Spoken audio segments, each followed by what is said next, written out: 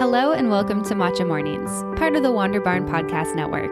I'm your host, Amanda Kingsmith, and I'm excited to dive deep on topics around holistic health, the power of food, hormone health, how the practices of yoga can impact our health and well-being, and much more.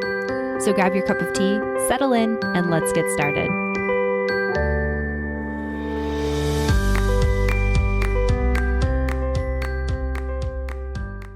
Hello, everyone, and welcome back to another episode of the podcast. I am really excited that you're joining me for today's episode of the show. And this week on the podcast, I am really excited to be rejoined by my friend, Mary Kate Lewis. Mary Kate came on the podcast back in early 2020 to talk about her journey with weight loss through intermittent fasting. And she was one of the very first episodes of Matcha Mornings. And this is a really, really insightful episode. So if you haven't listened yet, I would definitely go back in the archives and check it out. And now I'm really excited to have her back on the show to share her personal experience with birth and home birthing. So in this episode of the podcast, Mary Kate shares how she discovered home birth, what attracted her to doing it herself, how she went about choosing her midwife and birthing team, what her home births were actually like for both of her kids, as well as some general considerations and information around birth, the traditional medical system versus home birth, and much more. And before we dive into the episode, I just want to make a quick disclaimer that this is by no means medical advice or medical information. Mary Kate and I are simply having a conversation, sharing her stories around having home births and why she decided to do that. And, hopefully this can open the door to empower anyone who is maybe looking for something alternative to the traditional allopathic medical system. So if you are somebody who is on their own birthing journey, as I am, please make sure that you are not taking this as medical advice in any way and that you are consulting with your own medical team before making any decisions. All right, without further ado, here is Mary Kate, and I hope you enjoyed this episode of the show. Mary Kate, welcome to the podcast. I'm excited to have you here with me today. Thanks, Amanda. It's good to chat with you again. Yeah, it's been a while since we've been podcasting together. You came on Matcha Mornings as one of my very first guests back in early 2020. We connected, so kind of like pre-pandemic. So yes. Before we get into all the goodness of talking about birth and home birth and stuff like that, do you want to just catch us up on what life has been like over the last almost 2 years? Sure. I live in Texas. So we kind of responded to the pandemic like everyone else and, huddled in our homes for a couple months. But thankfully, a lot of people ventured back out last summer. Many people masked, but still ventured out nonetheless. So I have been working at home ever since March 2020. Just trying to stay as normal as possible. I definitely had some low points last year, just being stuck at home and seeing how much bad stuff was happening in the world. It was pretty depressing, but this year is better. This year I changed careers. I work for my mom's bookkeeping business now, which is awesome. And I love working with my mom. And I started homeschooling my daughter, and we bought a house last October. So we've been in the house a year. So that's been really fun. So a lot of good things have happened in between all the craziness. Yeah. I mean, it's so wild to just think about like globally what the world has gone through. And obviously it's been navigated so different, like country to country and even, state to state. If you're in the US, it's very different, from different places. But then it's like, at the same time, it's like life goes on, right? Like we just continue kind of doing the things we need to do. So it's cool to hear that you guys have had so many big life changes over the last year. And I just think, it's amazing that you've transitioned into homeschooling your daughter and, having a more flexible work schedule, buying a house. So congrats on all of that. That's all very, very exciting. Thank you. Yeah, it's been a lot of good things. So I have so much to be grateful for in the midst of all the chaos for sure. Yeah, I definitely feel that. And so you have 2 kids. Do you want to share a little bit about like how old they are and a little bit about them? Yeah. So Regina is my daughter in kindergarten this year. She will be 6 in January, in 2 months. And so she's my firstborn, and she is just super spunky. I love her to death. Obviously, I love my kids to death. But yeah, she's like my little sidekick. She wants to work with me in the office at my mom's house and do her worksheets and stuff. So she's just super fun, likes to play office with us. And then my son, Landon, turns 4 this month. This is November 2021 when we're recording. I don't know when it's going to get published, but yeah, he's about to turn 4. So he's my baby boy still. He's pretty wild. Crazy second child. I'm a second child, so I can say that. But typical second child stuff. So yeah, I do hope to have more kids someday, but we're not sure when. But for now, we're just a family of 4 and enjoying it. Yeah, no, that's amazing and really fun ages for them to be at. And they're super cute little kids. And I think it's so cool that you guys have a girl and a boy. That's how I grew up. I'm the oldest as a girl, Nice. and then my brother is 2 years younger. So almost the exact same as your kids. Yeah, that is almost exactly the same. Landon was born about less than 2 months before Regina turned 2. So yeah, they're almost 2 years apart. Yeah. My brother and I are like almost exactly 23 months. So very similar. Yes. Yeah. Like we're right around that cusp too, which is Amazing. a great age gap, by the way. I mean, I might be biased, but it's been great. They're little friends. Like sometimes they will entertain themselves for 1 to 3 hours. I'm not even kidding. They'll make up games and it'll be a mess by the time they're done, but they're entertaining themselves and they're using their imagination. So I just kind of take a deep breath and let them do their thing. It's really fun to watch. No. I mean, that's amazing. Like if they get along and they enjoy each other's company and they can have that time together to just like play and bond. I mean, that's like the magic of childhood. So I think that's really cool. Definitely. And so backing up to, when you were pregnant and deciding like, hey, how do I want to have these babies? Were you already, I guess, like a big fan of home birth, or like, what was kind of your journey to deciding like, hey, I want to have my babies at home? So having my babies at home was a decision I made when I was like 14. Before I'd met my husband, I knew I wanted to be a mom.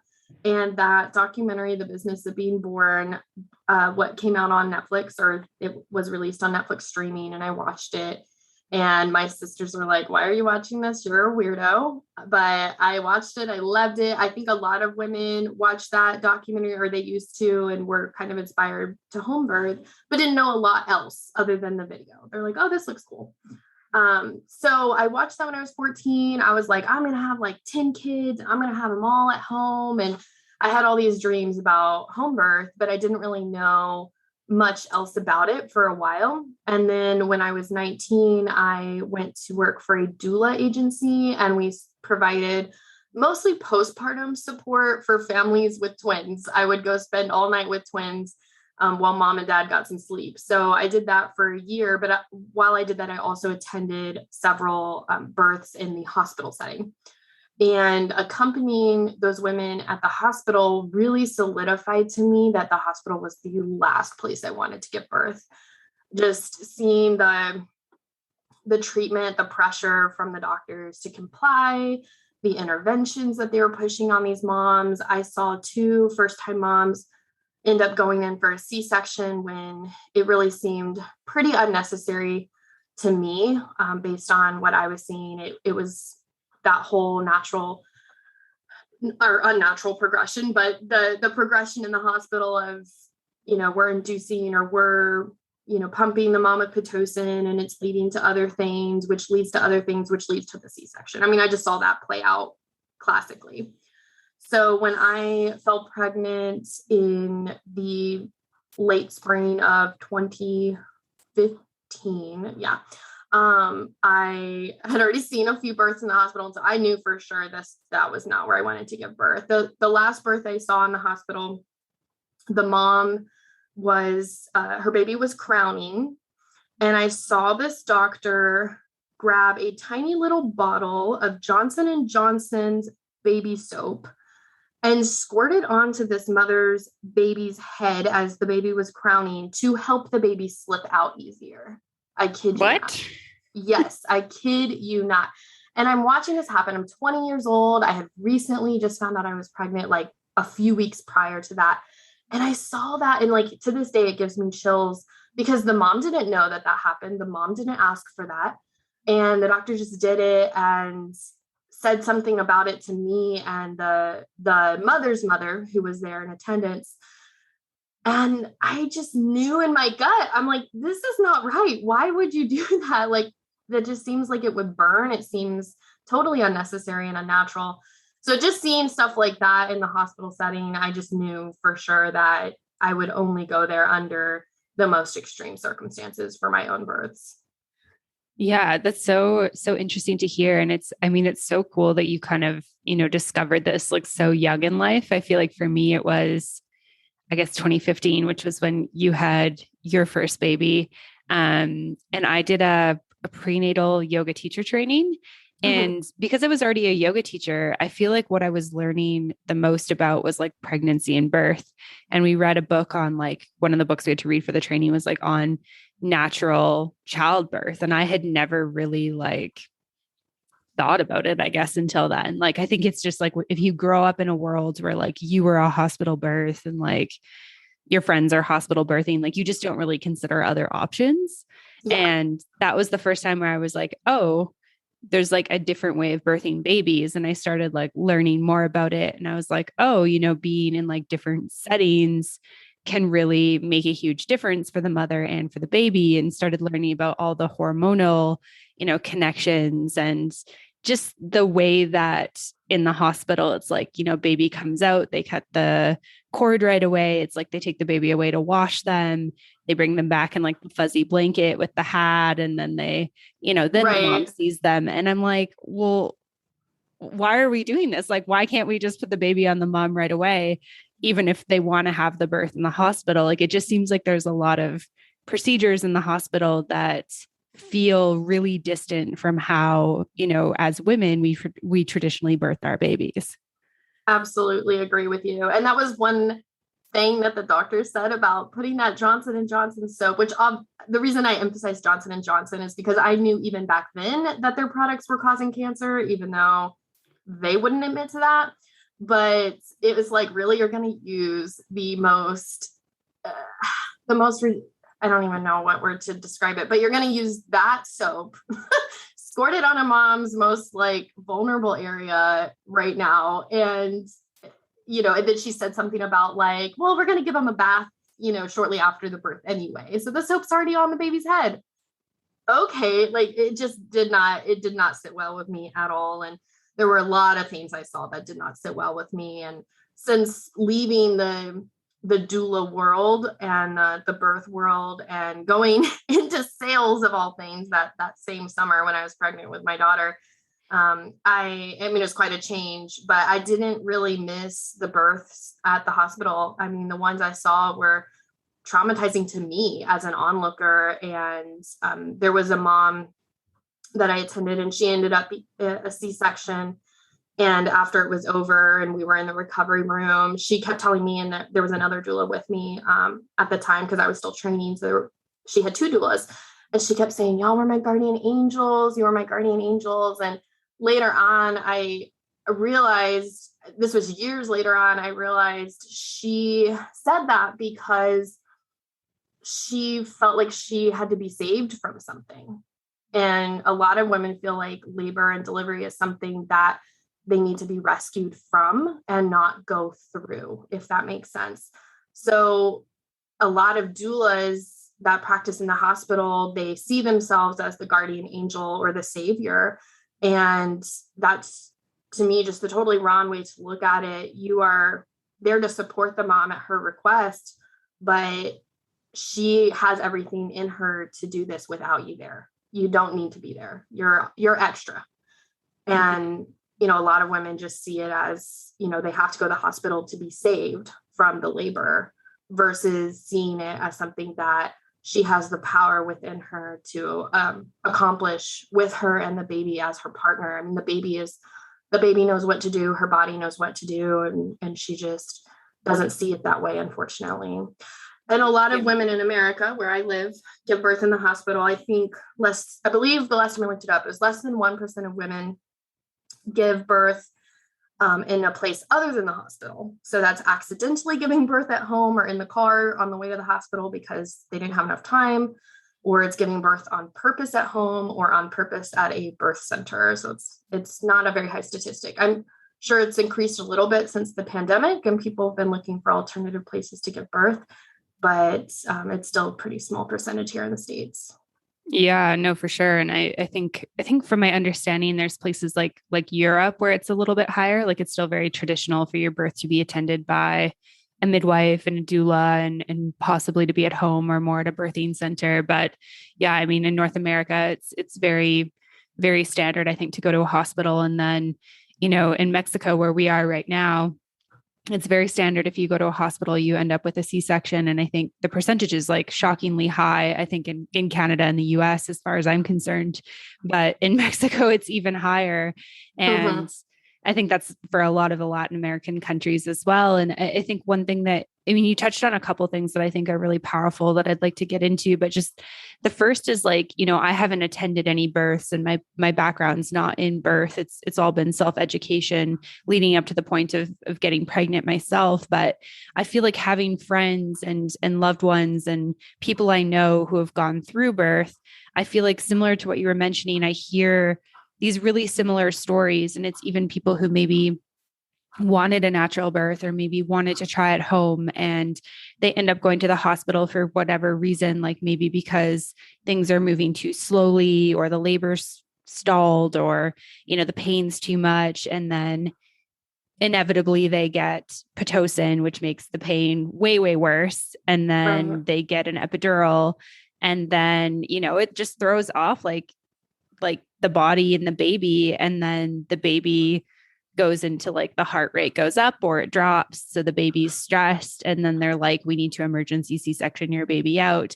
Yes. And to me, I just feel like I hear these stories and I'm like, you just described the classic conveyor belt that women end up on so often. And as far as percentages go, I believe in the US, it's around 33% of women end up with a cesarean. But from hospital to hospital, I've seen the rate as low as 8% and as high as 72% cesarean rates. Wow. So are all the women that go to the one hospital, or 2/3 of them, broken and they can't give birth, but at the other hospital, less than 1 in 10 have to have C-section? It doesn't really make sense. To me, the care providers make a huge difference. The setting makes a huge difference in your likelihood of getting a C-section. For me, one thing I think is important for people to know is that when I gave birth to my daughter, I had gained 50 pounds. I weighed 275 pounds. So I was not a little person when I gave birth to her. And then my son, I also gained 50 pounds with him and I weighed 300 pounds when I gave birth to him. So I was not small. And if I had been going to a traditional provider, I have no doubt in my mind that they would have wanted to schedule a C-section for me just based on my weight alone. I mean, I don't think I would have even gotten the option to try to go into labor naturally. My daughter went 10 days over her due date. I was in labor with her for almost 3 whole days. Again, a traditional practitioner would not have liked that at all. They would have wanted to put me on the operating table and get that baby out because clearly my body wasn't working. Clearly the baby was never going to come out on her own. My son went 5 days over his due date as well. So again, depending on the practitioner, they don't like that. They don't want you to go past that due date, especially if you're an obese mom, because they think the baby's going to be too big to come out. Right.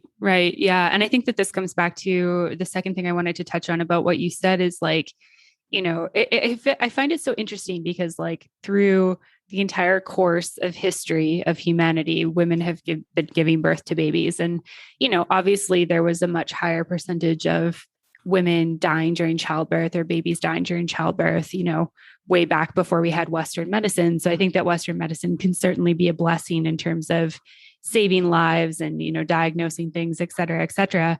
But I feel like it sits on this pendulum, right? And I feel like we've swung so far to the other side of like you said, women are unable to sort of trust this natural, like intuition that we have. Like, I don't know. I just feel like, having, experienced pregnancy now, like it's just amazing. Like I've done nothing. Like it's not like I've consciously thought about like, today we're going to grow some fingers and today we're going to have, grow some brain cells. Like Right. it's the biggest lesson of trust in terms of like, my body knows how to do this. My body It's knows like how to grow a breathing. baby. You don't Yeah. have to do anything. Your body is doing everything for you. It's so incredible. Yeah, 100%. And I think that it's interesting because I think most women would, kind of say that they trust that process. But then when it comes to labor and delivery, it seems like we lose this innate ability to trust, or like you said, it's kind of like, oh, we need to go to a hospital to make sure everything's okay, rather than we could allow things to progress naturally. And if things are not okay, then we could use the hospital. Like the hospital to me seems like a really beautiful place to go if you have an emergency and like mom or baby are in, like if their lives are in danger, if that makes sense. Right. But the thing is that when people say the only thing that matters is you have a healthy baby and you're both alive, it's like, that's actually not the only thing that matters. And the experience does matter. And, like you're saying, we've just swung so far in the other direction that we're actually harming women and babies because we're so overly hands-on the birth and labor and delivery process. And like you said, I mean, the whole 9 months, you're trusting your body is growing this baby and everything's fine. I have one more thought too. Sorry, I should kind of all over the place, but let me back up a little bit. I mean, I don't fault women for not trusting their bodies because we have been conditioned from the beginning of our lives to not trust our bodies. I mean, from the moment you're born in the hospital, you're being poked and prodded, you're being analyzed and we go to our regular checkups every 3 months, then every 6 months, then every year. And we're supposed to go to the doctor to be told that we're okay. And we're conditioned to do this from infanthood, from in the womb.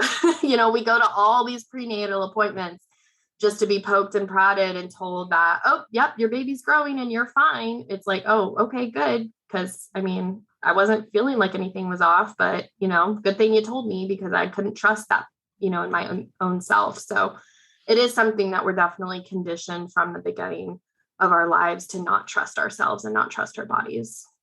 Yeah. Yeah. Thanks for bringing that up because I think that is a great point. And I don't want anyone listening to kind of feel like, we're shaming them for whatever choice they make. Cause I think that we make the choices that we feel like are best for us and our babies with the knowledge that we have. And hopefully this can just open somebody's, mind or eyes to like the innate power that we have as women. But, you're 100% right. Like our whole system is kind of built on this like lack of trust. And I feel like for me, the way I look at like allopathic or Western medicine is very much like, I only go if there is something wrong versus like going to get checked, et cetera, et cetera. Like I really don't go unless there's like something serious at this point for me. But, it's like, I don't know, say I have strep throat or something like that. And that's something that I maybe want to take antibiotics for. That's when I'd like go to the doctor, I'm not going to be like, can you check my throat and make sure I'm fine, et cetera, et cetera. It's like, right. Not necessary, but we are very programmed and we're programmed from a young age. If you're raised kind of in that traditional setting of like, oh, we go to our yearly appointments and the doctor checks you and, they weigh you and they like put your height and weight on like a chart compared to other kids and tell you what percentile you're in. And we are very conditioned for that. And then I think it's like, we get pregnant. And I mean, getting pregnant is a very strange experience in terms of like, is there a baby growing inside of me? Because you don't really feel anything at first, right? It's kind of you just like, feel sick and tired. yeah, exactly. And you're like, is there a baby? Like I kind of had that experience where I really wanted that like first dating ultrasound just to confirm like, is there a baby inside my body? Like, does it have a beating heartbeat? Like, is there actually a human growing? Because it just felt so unbelievable to me. And then I had to do kind of more of the like inner work from there of like, okay, we got to really like trust that our body knows how to do this. So yeah, I get that as well. Hey everyone, we're just taking a quick break from the show to talk about energy bits. Energy bits are spirulina tablets made of one ingredient, algae. Nothing added, nothing subtracted, just 100% plant-based algae nutrition. No sugar, no caffeine, no gluten, no soy, no additives, no GMOs, no preservatives, no binders, nothing artificial. Just 100% algae, 100% green, 100% healthy, and 100% pure. Pure and simple, the way food should be. They have high protein, high beta carotene, high iron, high chlorophyll, high antioxidants, and over 40 plus vitamins, including the B vitamins. They have electrolytes, including magnesium, potassium, and are a great source of essential fatty acids. Honestly, I could go on and on and on about how great Energy Bits are for you, and that's why I've decided to partner with them. If you want to learn more about Energy Bits or order some yourself, you can head on over to energybits.com to learn more. Use the code WANDERBARN to get 20% off your order. Once again, that's energybits.com and use the code WANDERBARN for 20% off your order. All right, back to the episode. Yeah, absolutely. Definitely not trying to shame anyone for their choices, because we really, I feel like there was a time after having my daughter that I did kind of look down on the person that went to the hospital, but I've grown, I've matured, and it's like, no, it's just that this is the normal thing to do. You know, having a home birth or having a birth at a birth center wouldn't even cross most people's minds. We're conditioned to believe it's crazy and insane, and only the hippies of the world would do something like that. I mean, it's very non-mainstream. And I now look back and am just grateful that I was exposed to the experiences I had before having my children, so that I could have these awesome, empowering births. And I think that is also, at the end of the day, why I care so much about it, because I just know how amazing and beautiful it can be and how empowering it can be. And for so many women, it's just an experience that they either just want to get through and want to get through it as quickly and painlessly as possible, or even worse, it's something they fear and they're afraid to face it. And that just breaks my heart for them, because like I said, it can just be a really beautiful, empowering experience, depending on so many factors. But I mean, even the women that choose hospital births, some of them do have great care providers. There are good doctors out there. But at the end of the day, like, you're going to remember how you felt probably more than what happened to you. My mom's mom had my mom via C-section 63 years ago. And my grandma will still talk about how traumatizing it was, how mean the doctors were, how mean the nurses were, how painful the stitches were, how scared she was, how her husband, when they said that she would require a C-section, her husband goes, well, how much is that going to cost? Because he was worried about money more than worried about her. So there's just so many factors that she still remembers 63 years later like it was yesterday. And so, you know, even for women whose birth ends in a C-section, or they do give birth in a hospital, they could still walk away feeling a lot better than someone like my grandmother felt, based on how they were treated, whether they were heard.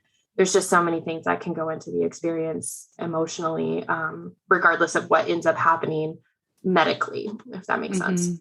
No, 100%. Absolutely. And I think that one of the things that's really key, regardless of what you're choosing, is to make sure that you're working with a practitioner that you really feel like trust and confidence in, and that you're going to be delivering in a space where you feel like safe. I think one thing that really struck me, and this was, you know, I was already on board with natural home birth, birthing centers, you know, prior to this, but then getting pregnant, I started reading Ina May's A Guide to Childbirth, and just how she was talking about how like the vagina is like a sphincter, I think, like, and she's like, basically like the people who are present and the environment you're in, like, you basically need to think about it like you'd be comfortable enough to take a poop. And I was like, wow, like that totally, like that analogy really worked for me, because, you know, I'm not somebody that just like poops in front of anyone. And so for me, and I think most people aren't, I mean, to each their own, but I just started thinking about like, you know, I'd already really thought about how a bright hospital where I have to be in a certain position and I'm strapped to machines that are beeping and people are coming in and out. There's no way I could poop in that situation. Like, I would be like, I need you guys to just like turn off the lights and leave. I need some music.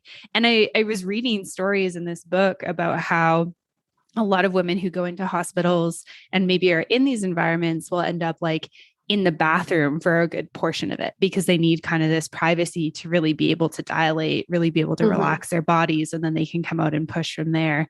And so I think, I have lots of friends who choose hospital birth. And I think if that's what makes you feel comfortable, then, that's beautiful for your journey. Just, see if you can find something that maybe allows you to have this safe space where you feel comfortable, like, hey, I could poop here. Yeah. And another analogy too that I've read is, would you feel comfortable being intimate in that setting? If you were if you were trying to have sex and the lights were on, there's no music, there's nothing to set the mood. You're in a cardboard bed, a twin size bed, and then people are constantly knocking on the door and wanting to come in and check on you guys. Like, that's not really a place where you feel comfortable and get in the mood.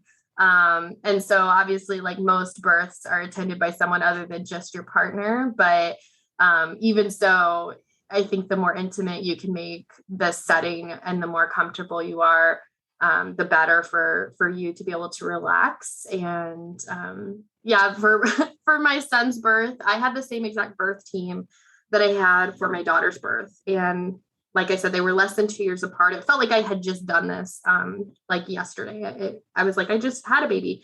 So I'm in the same bed, same position, same birth team. It's late at night both times. And I'm completely naked the second time, just completely naked. And when my doula was about to come inside, my little sister, she's like, do you want to put a bra on? Do you want to put some pajamas on or something? And I was like, no, just leave me alone. And my mom's like, Tori's seen her give birth. Like, it's not a big deal if she sees her naked again. Like, she's already seen everything. And it's true. Like, I just didn't care. It's like, they've already all seen it. Like, I just did this with them not even 2 years ago. And I was completely comfortable to be naked and vulnerable in front of these women because of who they were, because of the relationships that we had built. So, for me to be able to just be comfortable and be in that like primal brain of just focusing on the contractions and what was comfortable for me, I think made his birth so much faster than my daughter's birth. One of the reasons I think that it went a lot faster, which is that comfortability. Yeah, that's so interesting to hear. And I'd love to hear a little bit about for you, like, when you first got pregnant with your daughter, how did you go about like choosing, who was going to be on your birthing team, who you wanted to work with, all of that stuff?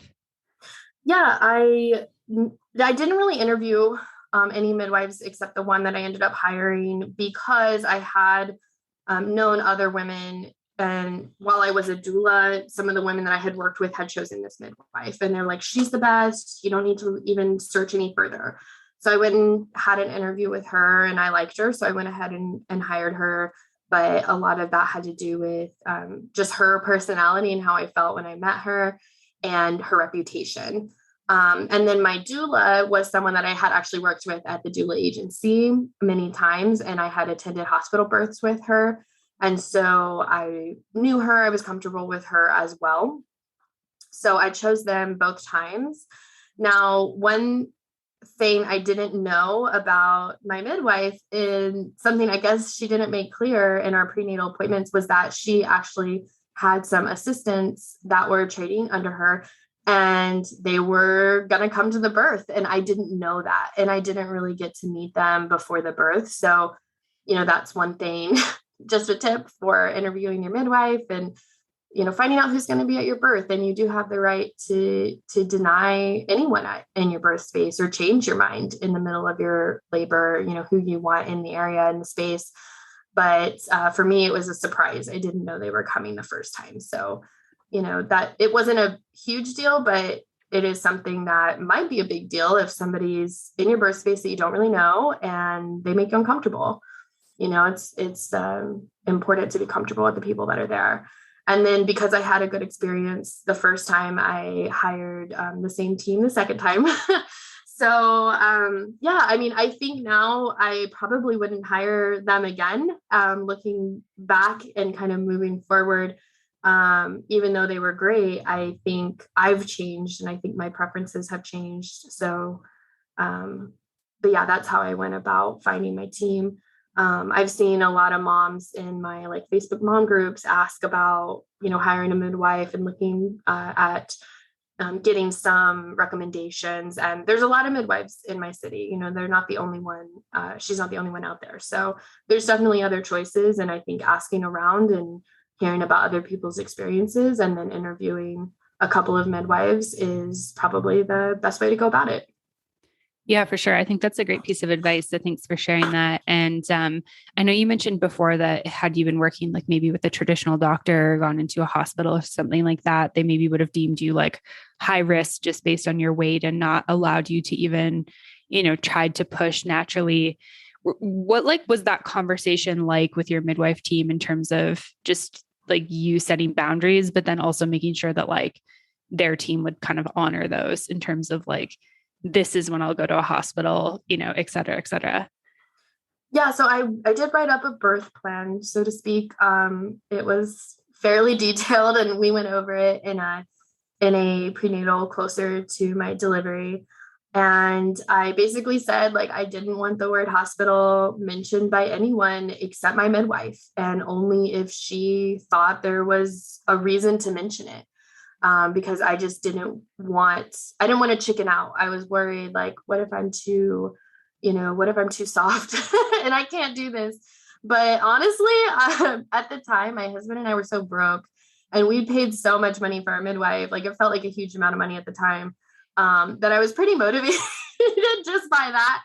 And by the fact that I wanted to have this home birth, that I didn't see myself just giving up and going to the hospital. I thought I could see it through even unless there was an emergency. And so I just kind of made it clear, like I would only want my midwife to mention the H word, and only if she really thought it was necessary. And there was one point during my daughter's labor toward the end, when I was pushing, and she did say, like, her heart rate's dropped and I think we really need to get her out. How about you get out of the tub and try a different position, because I don't want you to have to go to the hospital. Mm. And so that kind of like motivated me to get out and do what she said. And so that's one reason I probably wouldn't hire her again, because it did feel, looking back, kind of unnecessary and a little bit manipulative, even though I don't think she was trying to be. But just looking back, it's kind of like, I think we probably could have stayed in the tub. Like, everything was probably fine. So, midwives have their own level of risk tolerance, and you don't really know what your midwife's risk tolerance is until you're in labor and they let their true colors show. But yeah, I hope that answered your question. With my son, he came so fast. There was definitely no talk of the hospital that time around. So yeah, I think it's really interesting to kind of just hear like how that happened and stuff. And I feel like one thing that I'm just kind of learning through courses I've taken and books I'm reading and stuff is like,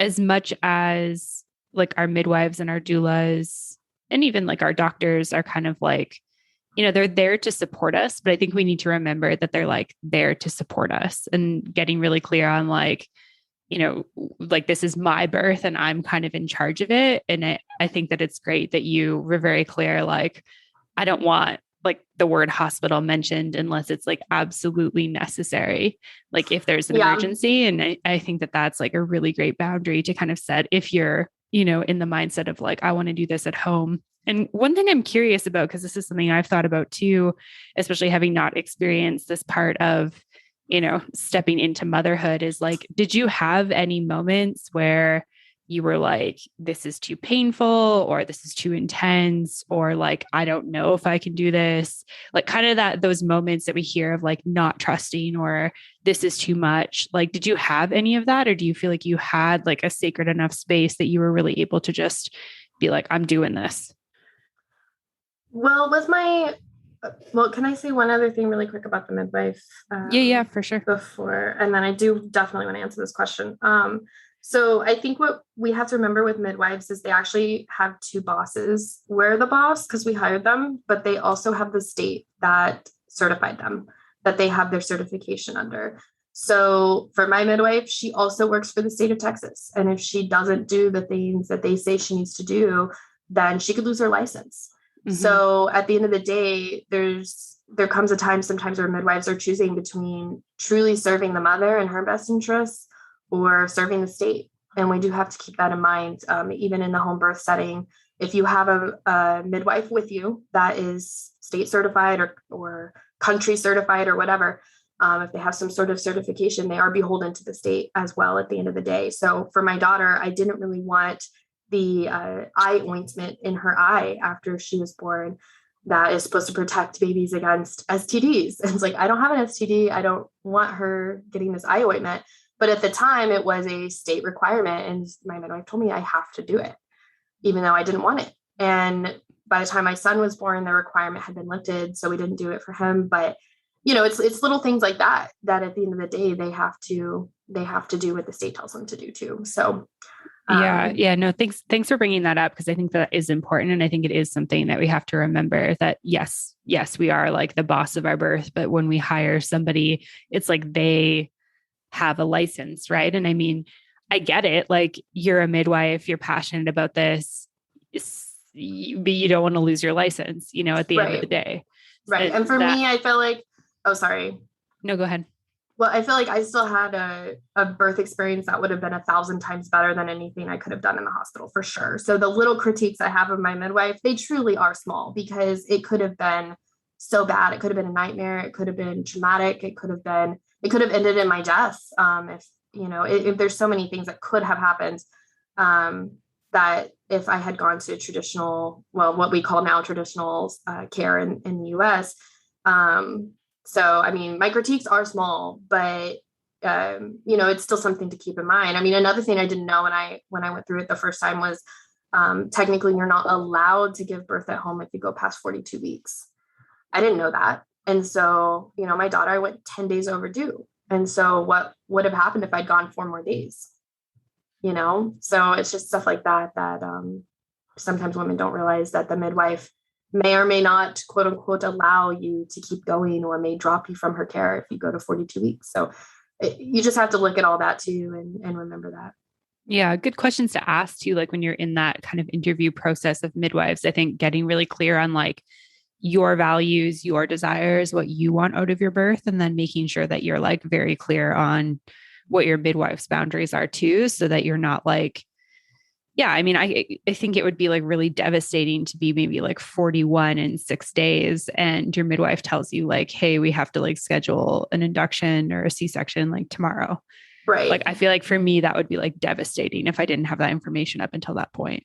Right. Yeah. And I didn't really realize that until I hit 37 weeks. And she's like, okay, you're in the safe zone for the next 5 weeks. And I'm like, what's the safe zone? Like I didn't even know what that meant. You're like, baby, you got 5 weeks, get out of here. Yeah. You have a 5-week window in the state of Texas. I mean, and how often are the due dates wrong? All the time. I mean, very small percentage of babies are born on their quote unquote due date. So, we miscalculate that all the time. And yet, those are very serious repercussions to that rule. So anyways, but to answer your question about fear and like feeling like I couldn't do it, there was actually, I can't remember a time for sure with my son's birth. I knew I had it in the bag. It's like, I've done this before.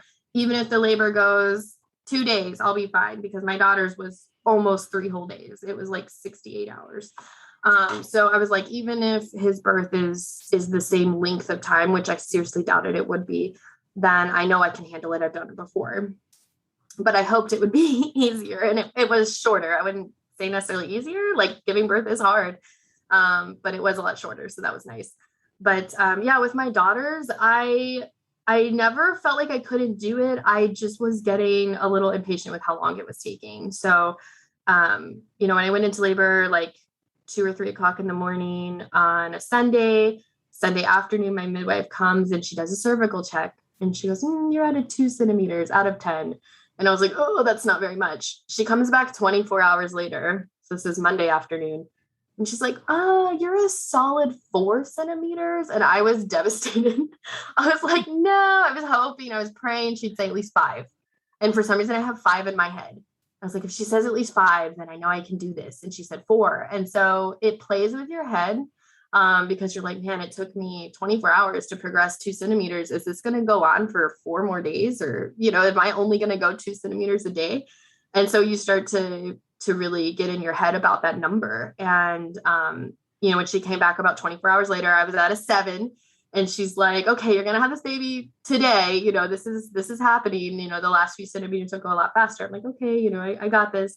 But yeah, I remember too at that halfway mark when I was 4 centimeters dilated, my mom just let out this huge sigh because she was just worried about me. And she felt bad for me, watching me go through this. And my mom had all C-sections. So she never really watched this progress. And she just thought, oh my gosh, like how long can Mary Kate go on doing this? And this is too much.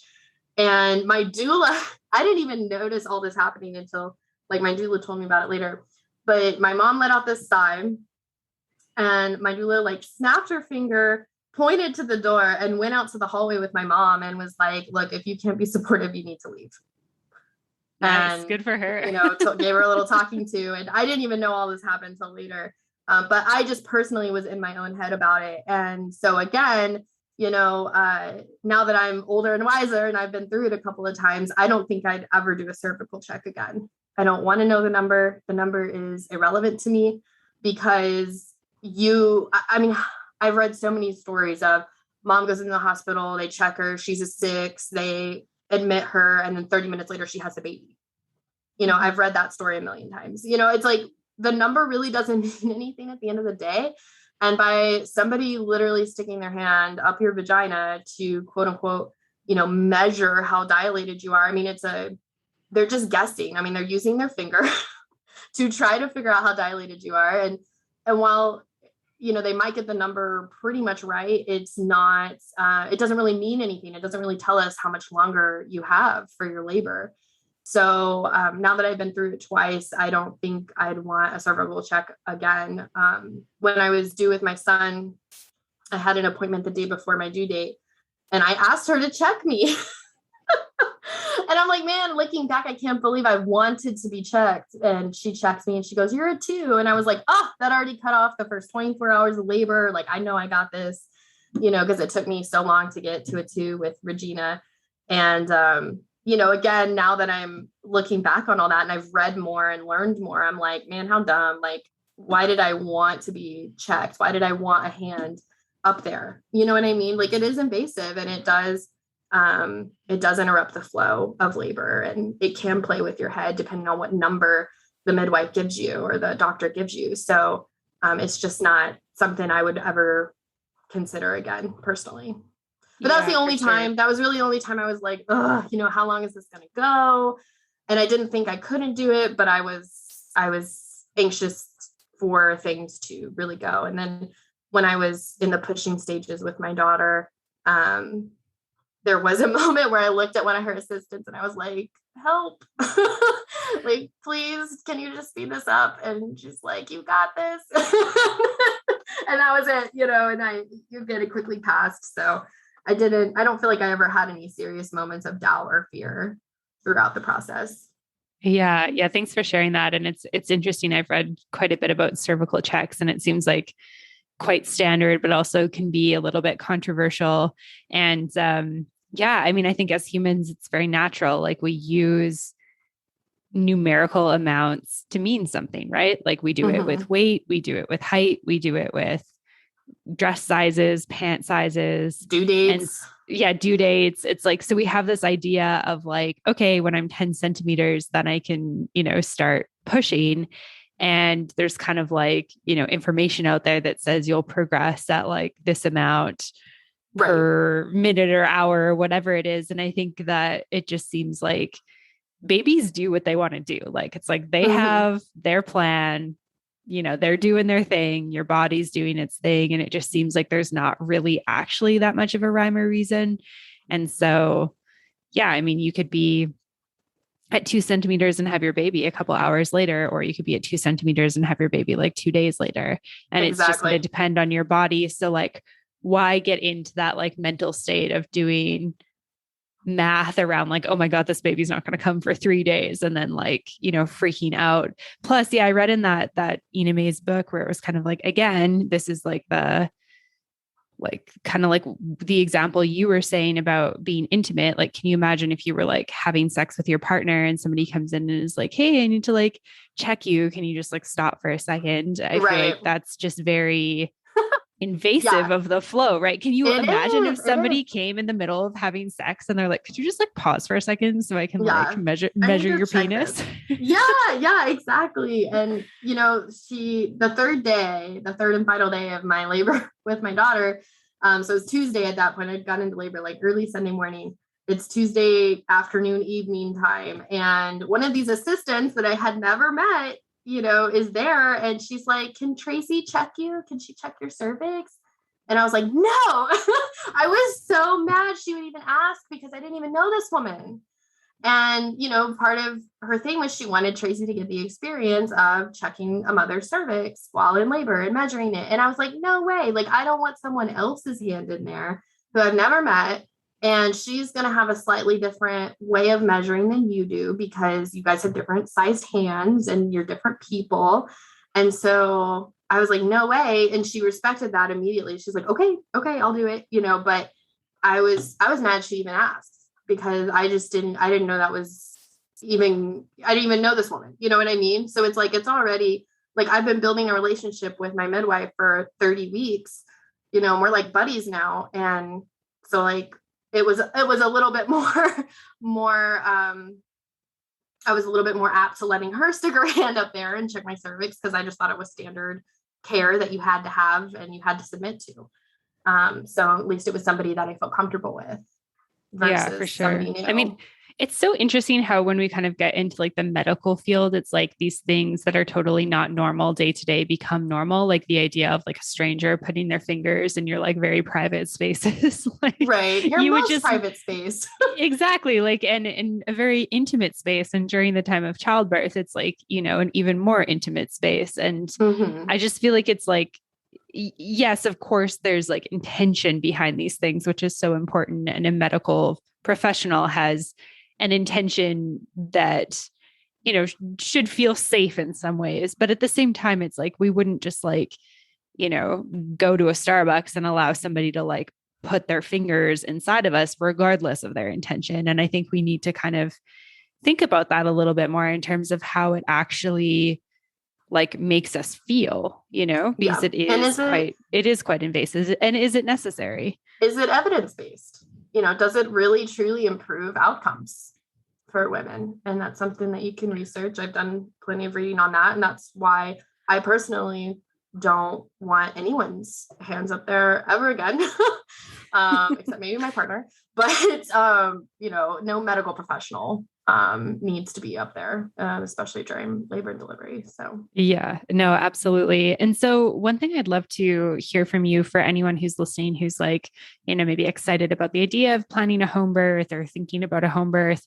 Do you have any tips for kind of how to, set up your space, set up like the energy, the vibe, like just make it kind of like this sacred experience? Like, was there anything for you that you would do again that you're definitely like, yeah, this was really helpful for me? just keep the lights dim. The bathroom is a place that I went to a lot to just sit on the toilet because where else do you relax your entire pelvic floor but the toilet? So that's a place I labored a lot. The shower, the bath, and on the bed. And my son, I think just learning how to breathe through the contractions is key. And with my son, I was much more prepared on what the contractions would feel like and how it would go. And because my daughter's labor was so long with his, I was like, well, I better lay down and rest because this could go on a while. And I think it's because I laid down and rested and tried to sleep that he came so fast. The more that you can have those feel good hormones going, if you can laugh, if you can relax, if you can rest, then I think the smoother things will go because when you're tensing up and you're concerned, it can drag things on. But anyway, as far as the space goes, yeah, just keeping the lights dimmed. I didn't do a ton of music. But I think if I did it again, I'd probably try to have more of an ambiance just for fun. Just to make it even more relaxing. But just being at home is relaxing enough, honestly. Like it's already your space. So if you've already, kind of decorated it to your liking and you already have things out that you enjoy looking at, and it's already kind of your own relaxed space anyway. Yeah, for sure. Thank you for that. And I think it's really interesting. I've been thinking a lot about like the natural sort of, I guess, like intuition it would be of women and mothers like nesting in the Mm-hmm. last like few months of pregnancy, and especially as like labor gets closer and closer. And I've been thinking about how I feel like this is so connected to preparing for birth, because it's almost like more intuitive to me, the idea of like, just being able to labor in a bed that is your own, and, Mm-hmm. change your clothes if you need to, and be naked if you want to, and go into the shower that you always shower in, and go to the bathroom and the toilet that you always, do that in. And I think it's like we're kind of naturally preparing our spaces for this labor. And then so much And of then the we time leave. we grab a hospital bag and we run out the door. And I'm like, I Yep, don't know. exactly. It And we just doesn't leave make sense. these, yeah, we leave these beautiful, homes that we've prepared. And we lived in a tiny apartment the first time I gave birth. So I gave birth at my parents' house, both times actually, but I was very comfortable there. I mean, it had been my home as a teenager, and it was a place I was at all the time. So it was home for me more than the apartment was. And then the second time around, we lived in a bigger place, but I had a 2-year-old, an almost 2-year-old. So we went back to my parents' house again just to have help. And again, it felt like, I mean, it was home. It was home for me. Now that we have our own home that I've spruced up and everything, I'd love to have a baby there, but maybe not right now. But yeah, we're open to that. So, because I've made it my own space and it feels like home now. So whatever feels like home for you, I'd say that's a great place to give birth. Beautiful. Thank you for sharing that. Is there anything else you want to mention before we wrap up? Yeah, I've mentioned just with partners, some of the things that I've seen. And thankfully for my husband, he was extremely supportive of me doing home birth. Actually, he said he preferred it as well, just to reduce the chance of unnecessary interventions or anything happening that we had read about and seen about and heard in the hospital setting, things that can happen and do happen to moms and babies all the time. So thankfully, he was really supportive. I've seen other friends who wanted to have a home birth and didn't because of their partner's fear. And so she felt ready to do it. She wanted to do it, but her partner did not. So what I would just say to that is I'd really encourage women to really listen to their own intuition on that. I mean, I'm all about consulting your partner on big life decisions, but this is a life decision that you can't redo. You don't want to live with regrets when it comes to these decisions about your labor and delivery, because there are no do-overs and there's no practice birth. Your first child is not the practice run. That is the birth experience you're going to have. And so, I look back on like my grandma having my mom. My mom is her firstborn. It was such a terrible experience. And it still haunts her to this day, 63 years later. And, I think that women should really trust their intuition on that, and educate their partner, try to get him on board. I say him because I feel like it would typically be a man who would be a male partner who would be afraid, because he's not living in a female body. But yeah, I think it's something that she should try to get him on board with, and get him to be excited about, ideally, not just tolerant of. But there may be some, I don't want to say ultimatums, but maybe he shouldn't be at your birth if he's afraid that you can't do it. Maybe obviously if you're already pregnant, you can't not have a baby with that person, but ideally your partner should trust you, and they should trust you when it comes to giving birth to your child that you're having together. So there might be a lot of inner work that person needs to do, not so much the work that you need to do to try to convince them. So knowledge is power. I have a friend giving birth in January or she's due January with the same midwife I used for mine. And she's going to go to the birth center, and she's like, can you be my doula? But sadly, I'm probably not going to be available. But I told her, I said, let's meet up. She said her husband's really nervous about it. I said, let's meet up. We're going to practice some breathing techniques. We're going to practice some positions you guys can do. We're going to talk about labor and how it's going to progress. And I'm sure he'll feel a lot better at the end, because I've done this with another friend, and she and her husband felt so much better after just educating themselves and learning. So yeah, education really helps. And so seek that out in the prenatal. And I would also say plan for the postpartum more than you plan for the postpartum, and that, who's going to be bringing you food, who's going to be taking care of your older children. If you have older children, who's going to be supporting you. Because that's more important than whether or not you have a diaper genie or what kind of bottles you picked out or anything like that. It's how are you going to be taken care of in the postpartum so that you can enjoy your baby, especially that first 30 days or so are such a sweet time. So just the less that you have on your plate, the better during that time. So definitely encourage moms to plan for that as well. Mm-hmm. Yeah. Thanks for bringing those up. And I think too, like there's a lot of resources for partners now, regardless of if your partner is, male, female, or whatever. But, I know for us, like we've been doing like birth classes together. So there's not really, there's obviously like independent birth education that I'm doing on my own, but, we're doing a lot of the stuff together because I feel like,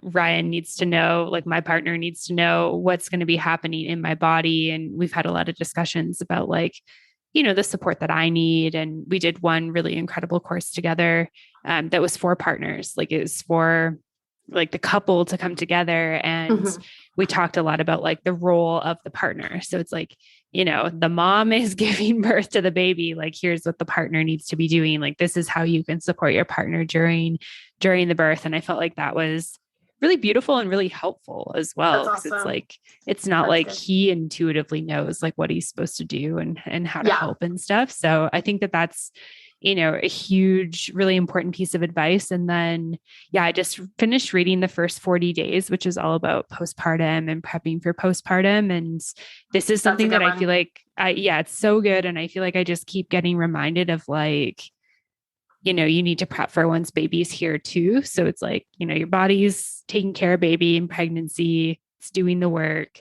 obviously learn about labor and delivery, decide what you want for your birth, be prepared for that. But it's like, don't forget about the fact that like, once baby's here, it's like everyone's going to want to take care of baby, including you. But like you just ran like a marathon, like an ultra marathon, and you need care too. Yeah, definitely. And another good one, that course sounds awesome. That book you mentioned is great. Another book I really like is called The Birth Partner by Penny Simpkins, and another person also co-wrote it. I can't remember their name.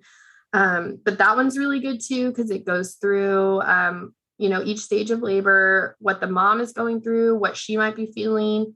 And then you as the birth partner, from the partner's perspective, what you might be feeling, what you might be thinking, and how you can help, what you can do during each stage. That's what I'm going to go over with my friend and her husband, is just kind of skim through that book, and they can read it in more depth if they want to. But, there's pictures in there with position ideas and things that you can do as well. So that's also really helpful for the partner from his perspective. So I had one other thought, Amanda, and it's like it went away. Is there anything else?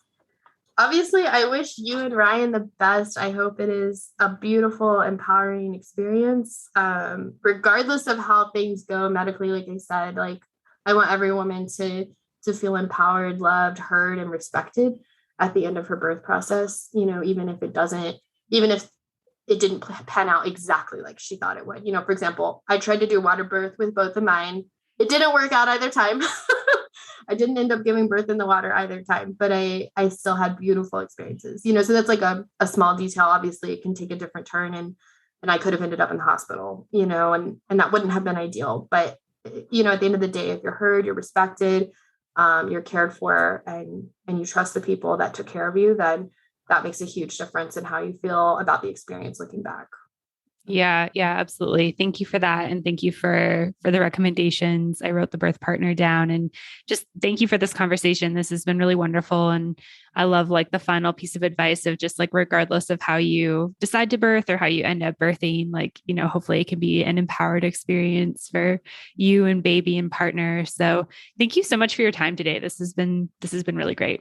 Yeah, I love talking about it. So thank you for asking me, because I definitely don't feel like I'm the expert or anything, but it is definitely something I love talking about. And just if I could put that spark in any woman's mind that maybe there's a better way to do this, and she kind of goes down that rabbit hole herself, like, I think that's wonderful. And that's exactly what I kind of set out to do when I talk about this stuff, is kind of put that idea that maybe there's a better way.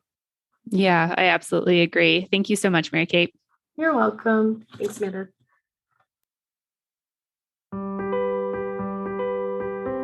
Thanks so much for listening to this episode of Matcha Mornings. To find links mentioned in this episode, show notes, photos, and more, head on over to wanderbarn.com/podcast/matcha-mornings.